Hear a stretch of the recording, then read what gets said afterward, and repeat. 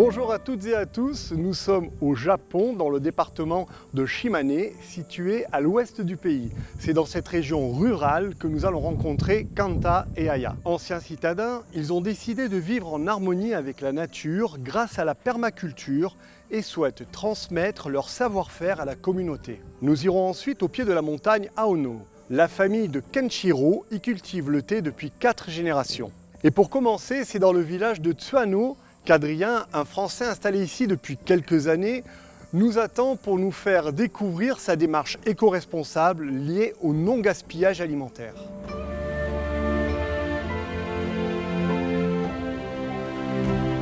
Peuplée d'environ 7000 âmes, cette petite ville authentique est connue des Japonais pour la fête du héron qu'elle célèbre chaque année, perpétuant ainsi les coutumes ancestrales.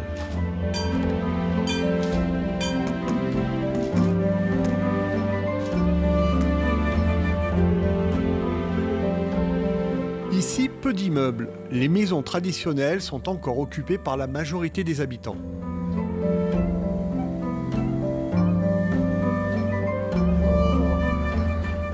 Xavier. Ah, Adrien. Salut. Enchanté. Konnichiwa. Bienvenue. Eh bien écoute, on rentre. Allez. Je t'en prie.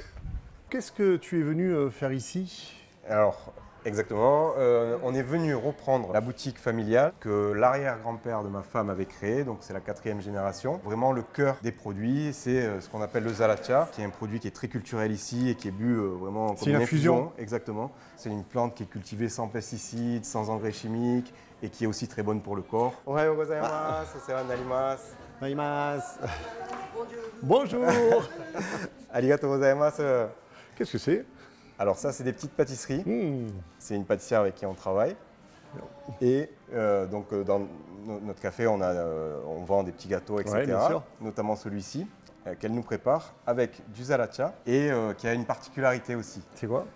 Alors c'est qu'on essaie de réduire le maximum de déchets en utilisant les feuilles des infusions qu'on a faites pour le service ici, qui vont être utilisées ensuite. Pas de gaspillage alors? Pas de gaspillage. Pas de gaspillage. Tu montes le process? Oui, ok, bien sûr. et après on goûte le gâteau? Ah bah oui, carrément. Allez, ça Avec marche. plaisir. On y va. Les déchets de marc de café, de feuilles de thé sont récupérés, triés, lavés et emmenés à un petit producteur pour nourrir ses poules, mais aussi fertiliser sa terre. Dans nos restes, il n'y a pas que du zalacha et des feuilles de thé, il y a aussi des graines parce qu'on utilise des fruits, etc. On a plusieurs mélanges et donc je pense qu'elle se régale avec ça. Il va nourrir les poules qui vont servir à faire les œufs et qui vont les œufs servir à pour faire le fameux gâteau au zalacha. Moi je veux bien aller chez le producteur. Bon, on y va? Allez, on y va.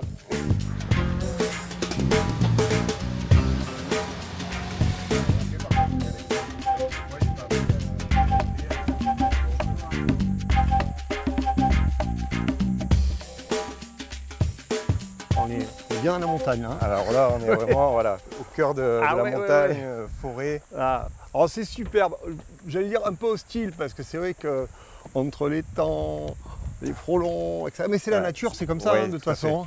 Et c'est la saison un peu qui veut ça, quoi. Ouais. Là, vraiment, il fait chaud. Et puis ça vit. Hein. Ohayou gozaimasu. Gozaimasu. Bonjour. Alors, bah vas-y, on va te donner. Oui. まずはこちらのいつもありがとうございます。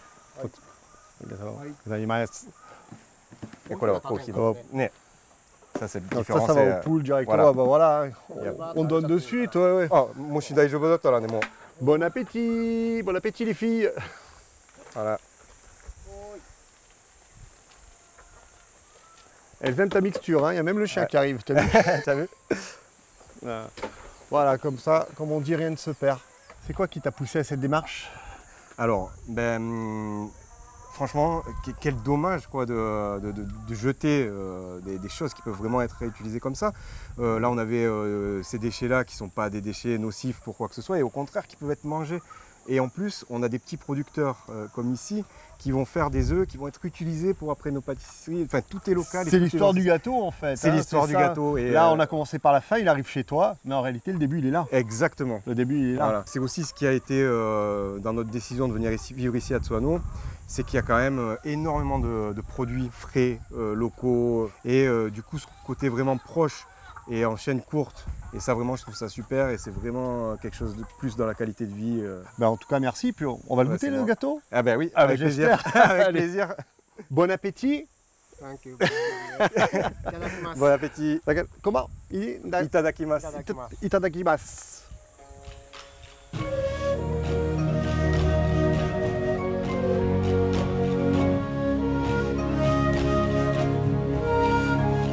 Nous partons dans les plaines à la rencontre de Kenta. Cet ancien citadin s'est converti au travail de la terre et de la permaculture. Cette méthode s'inspire des écosystèmes naturels. Elle favorise et valorise les ressources renouvelables. Kenta, de manière bénévole, initie les habitants du village à cette philosophie. Konnichiwa, Kanta-san. Bonjour. Konnichiwa. Alors, est-ce que vous pouvez nous expliquer votre technique? Ici, c'est mon jardin privé. J'utilise des techniques de permaculture et la technique japonaise du Daishi no Saisei. Nous rentrons dans la saison sèche qui fait suite à la saison des pluies au Japon. La méthode consiste à sélectionner des plantes qui ont des racines, qui pénètrent et adoucissent la terre. Et j'utilise des herbes sauvages qui retiennent bien l'eau afin de lutter contre la sécheresse du mois d'août. Comme tu le vois, il y a des concombres, des piments, du maïs, des aubergines, des herbes aromatiques comme le fenouil, quelques tomates et du paprika. J'ai compris, paprika. Je parle japonais. La permaculture n'utilise aucun engrais, aucun produit chimique et ne produit aucun déchet. Dans ce projet, ce qui est important, c'est la création d'une communauté, de partager ses savoir-faire ancestraux et de vivre en harmonie avec la nature. Aujourd'hui, dans la société moderne japonaise, on peut très facilement acheter des légumes dans un supermarché. On est complètement déconnecté de la nature.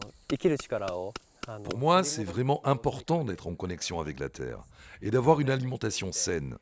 Nous avons le pouvoir, ensemble, de vivre en harmonie avec la nature et de façon durable. Arigato gozaimasu, Kanta-san. Ouais, au revoir. Merci.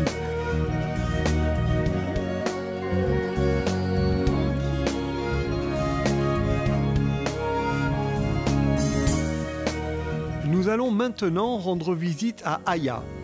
Elle nous reçoit chez elle, accompagnée des membres de sa cuisine communautaire. Konnichiwa! Bonjour, Isabelle. J'habitais à Tokyo en 2011, lors de l'accident de Fukushima. Ma fille avait 1 an. Je me suis rendu compte que le système alimentaire, la gestion de l'électricité et de l'eau était alors très fragile. Quelques jours après l'accident, j'ai décidé de partir dans la région de Tsuwano. Est-ce que tu peux m'expliquer ce que tu veux faire passer aux personnes qui viennent te voir ici dans ta cuisine communautaire? À Tokyo, on ne trouve des légumes et des fruits qu'en supermarché. Ici, j'ai souhaité me reconnecter avec la nature et transmettre l'importance de manger sainement en créant une communauté autour de la culture, la nature, la permaculture et l'alimentation. En travaillant avec les producteurs, je me suis rendu compte qu'ils voulaient eux aussi créer des connexions avec les nouveaux arrivants et partager leur mode de vie proche de la nature. Plusieurs fois par semaine, Aya invite les membres de sa communauté, composée principalement d'anciens citadins, à venir réapprendre à cuisiner sainement. Donner conscience qu'il faut une alimentation durable et saine, c'est important pour moi. Mais quand c'est fait en communauté, dans la joie de vivre et le partage, c'est encore mieux.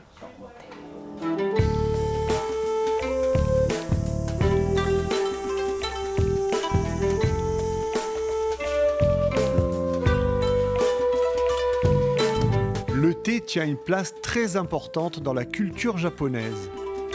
Pour cette dernière étape, Kenshiro nous attend dans ses champs. Depuis combien d'années avez-vous toutes ces plantations de thé dans cette région? Ma famille cultive le thé depuis 4 générations. On a toujours été là, c'est une entreprise locale. Nous avons choisi ce terrain car le mont Aono est un ancien volcan. Ici, la terre est très fertile. La cendre volcanique contient beaucoup de nutriments et retient bien l'eau. Donc c'est parfait pour le thé. Oui, d'accord. Ouais, ouais. Vous utilisez la terre des montagnes. Ce thé s'appelle le mamecha, un thé local issu d'un type de légumineuse qui est utilisé depuis de nombreuses générations dans cette région. Il est utilisé comme médicament depuis longtemps pour des personnes souffrant de problèmes pulmonaires. On a mis les graines au mois de mai et la récolte se fait en août. Les graines sont ensuite séchées et torréfiées. On en fait une tisane qui ne contient pas de caféine à l'arôme délicieux.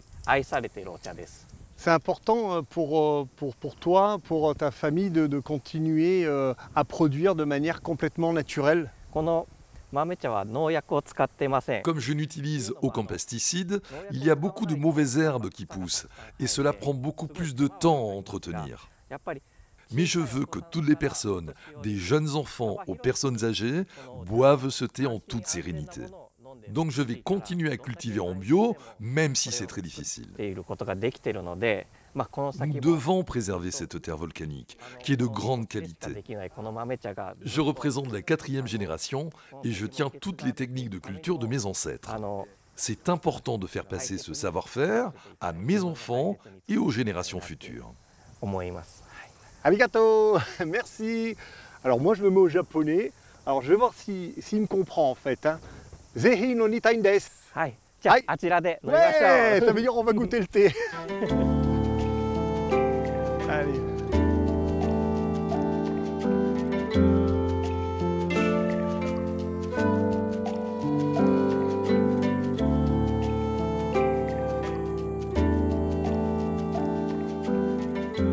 Ainsi s'achève notre voyage au Japon. J'aurai le plaisir de vous retrouver bientôt à la découverte de nouvelles initiatives de développement durable à travers la planète. Et je vous laisse avec ce superbe paysage qui appelle à la sérénité. Au revoir.